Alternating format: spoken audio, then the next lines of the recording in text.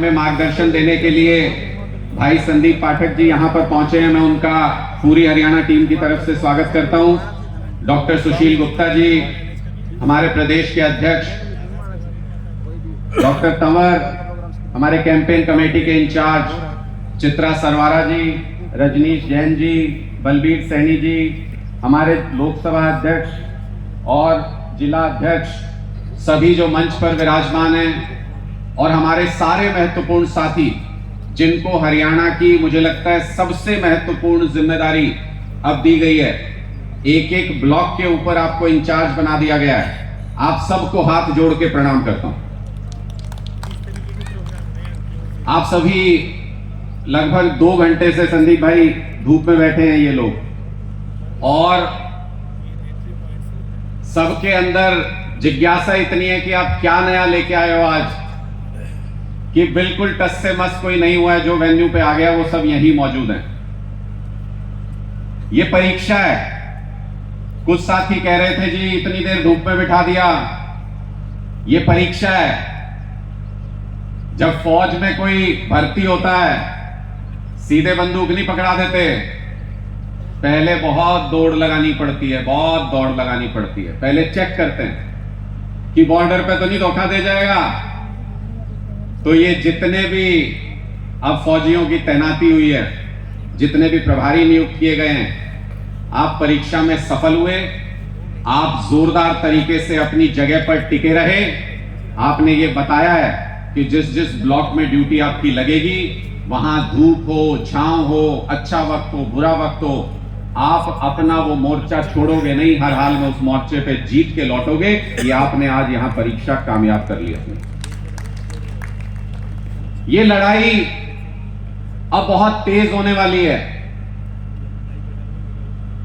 कई लोगों ने अभी मंच के माध्यम से कुछ सुझाव दिया है। संदीप भाई आप नहीं थे, मैं दोहरा रहा हूं। चित्रा जी ने एक सुझाव दिया था कि कुछ साथी जो अपने बहुत पुराने हैं, जो कर्मठ साथी हैं, वो अभी भी किसी जिम्मेदारी की लिस्ट से बाहर हैं, तो उनको भी इंक्लूड करके और ज्यादा वास्ट कर लें। ये चित्रा जी ने सुझाव दिया था।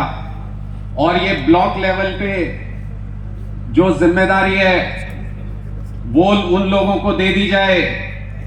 उसमें मुझे जो भाव समझ में आया, चित्रा जी माफ कीजिएगा, उसमें मुझे भाव ऐसा लगा कि भाई वो हमको ब्लॉक की जिम्मेदारी नहीं दें और नए साथियों को जोड़ के उनको मौका दें, ये आप कहना चाहते थे। लेकिन चित्रा जी, ये हमारे लिए भी एक चुनौती है और हम इसको स्वीकार करते हैं। जब मुझसे ये कहा गया था कि ब्लॉक इंचार्ज बनना है, तो मैंने ये पूछा था कि सबसे कमजोर जगह कौन सी है जहां सबसे ज्यादा मेहनत हमको करनी पड़ेगी। और मैंने कहा था वहां पे ड्यूटी लगा दो जो सबसे कमजोर जगह है। बड़े नेता बन के घूमते रहने से क्या होगा अगर आप अपने गांव में वोट नहीं दिला सकते? और ऐसे बड़े नेता का फायदा क्या जो सबसे कमजोर ब्लॉक दे दें और उसके बाद भी वहां से जिता के ना निकाले पार्टी को, तो फिर ऐसे नेतागिरी का कोई फायदा नहीं। इसलिए ये चैलेंज है हमारे लिए। कई साथी कहते थे जी मुझे छोटा पद मिल गया, बड़ा मिल गया। आज मैं फक्र के साथ कह सकता हूं हम ऐसी पार्टी में हैं जिस पद पे मैं हूं उसी पद पे आप सब लोग हैं, उसी पद पे सुशील गुप्ता जी हैं, उसी पद पे तंवर साहब हैं। आप भी एक ब्लॉक के इंचार्ज हो, मैं भी एक ब्लॉक का इंचार्ज हूं। आइए कंपटीशन करते हैं, अच्छा कंपटीशन करते हैं। मैं अपने ब्लॉक में जोर लगाऊंगा और मैं गारंटी देके जा रहा हूं आज आपके बीच में, कैसा भी ब्लॉक मिला हो उसके अंदर पूरी तरह से झाड़ू चलाने की जिम्मेदारी मेरी है। मैं चाहता हूं आप सब लोग भी ये जिम्मेदारी अपने कंधों पे उठाएं। अगर हम लोग अपना अपना जो एरिया हमको दे दिया, अगर उसमें पूरी ताकत से जुट जाएंगे, उसमें कंसंट्रेट करके जहां आप मेहनत कर रहे हो अपने अपने इलाके में, वो ठीक है। लेकिन ये उसके अलावा आपको एक जिम्मेदारी दे दी और देखभाल के दी है, क्योंकि पार्टी की कई सारी एक्सरसाइज हो गई। पार्टी ने देखभाल के दिया है कि कौन कौन निभा सकता है। तो इसलिए ये बहुत बड़ी जिम्मेदारी आपको मिल गई।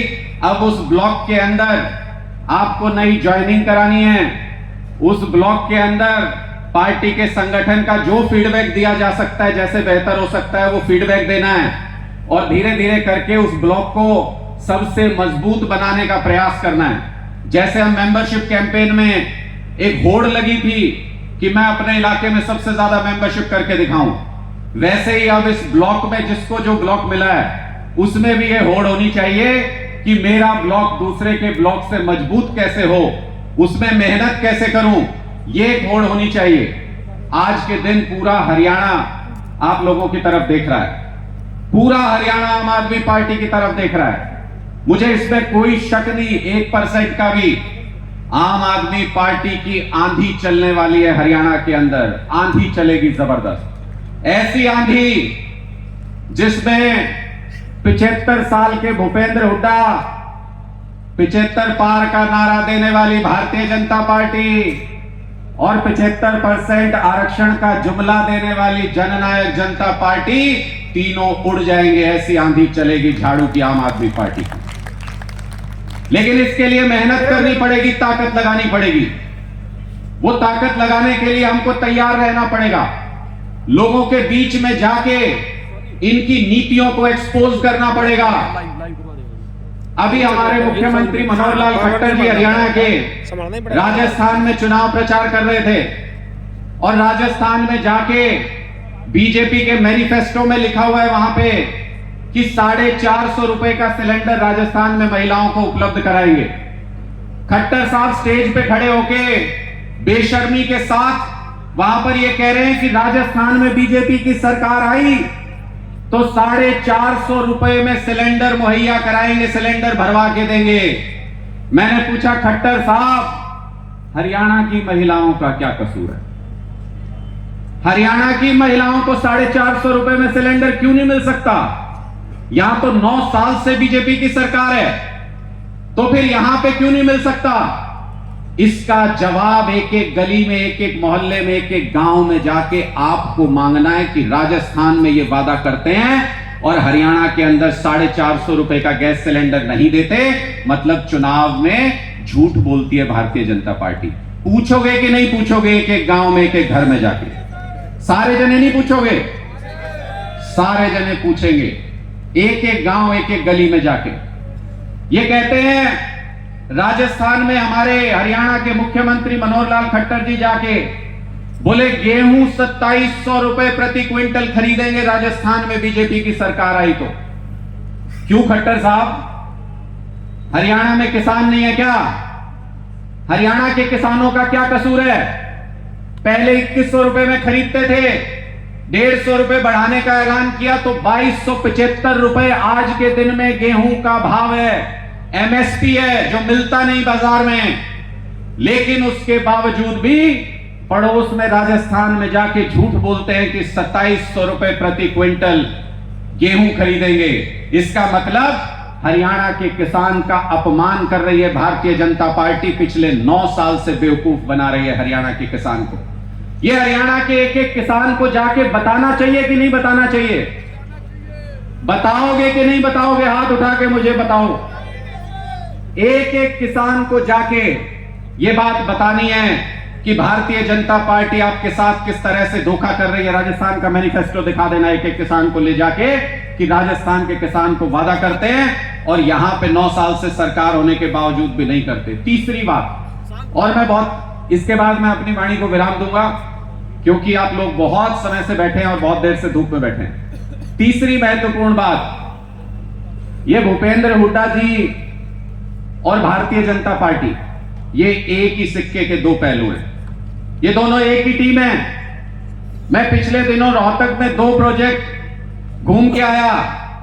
एक 2012-13 में फ्लाईओवर बना था, जिसके जब हम वहां विजिट करने गए तो एक भी पिलर ऐसा नहीं जिसके बीच में दरार ना हो। वो ब्रिज कभी भी गिर सकता है और उसके नीचे सैकड़ों हजारों की संख्या में गौधन है, गौशाला बना रखी है वहां पे। मैंने कहा कि भारतीय जनता पार्टी गौ माता के नाम पे राजनीति करती है, लेकिन गौ माता को ऐसी जगह छोड़ रखा है जहां किसी भी दिन ये ब्रिज गिर जाएगा और सबकी हत्या हो जाएगी, गौ हत्या हो जाएगी। भारतीय जनता पार्टी जांच क्यों नहीं करती? भारतीय जनता पार्टी भूपेंद्र हुड्डा जी को जेल क्यों नहीं भेजती उनके समय के भ्रष्टाचार के लिए? कुछ दिन बाद फिर रोहतक में एक ITI बनाई थी 2013 में, भूपेंद्र हुड्डा जी ने उद्घाटन किया उसका।